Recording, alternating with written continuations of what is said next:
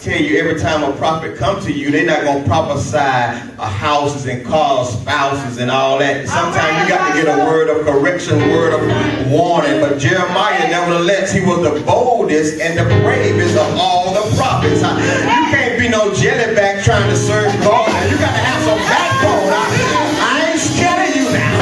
Now I will tell you what God tell me to tell you, because the blood gonna be on my hand if I don't let you know what God told me to tell you. Don't get mad at me. I'm just the mailman. I'm just the delivery man. Yes. Don't get mad with me. And then y'all got to get in your spirit that when people look at you crazy, don't be scared and timid and all passive talking about, well, they ain't received my word, so I ain't gonna open my mouth and tell nobody else what God said. I'm just gonna shut down and be quiet. The devil is a liar. I ain't scared of you, your brother, your sister, your mama, or your pappy. I tell you what God say. Jeremiah now, he was faithful now to carry out his prophetic call to warn his fellow citizens that God's judgment was at hand. I come to tell somebody the Bible declares judgment begins what? At the house of God. Hallelujah. God save me.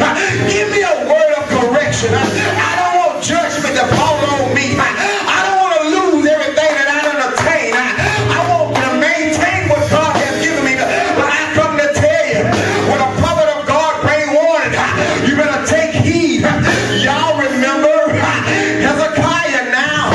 He was warned by a prophet. He said, look here, clean your house up. Get your house in order, because God about to call you home. The Bible declares to the wall. And he said, God, remember me. I prayed to thee. I read the word. I fasted. I gave my tithes. Get my offering. And God put 15 years on his life. Is there anybody here gonna take heed to a warning? I gotta ask you a question now. How many of you want to reach your expected end? Now, if you raise your hand, I must tell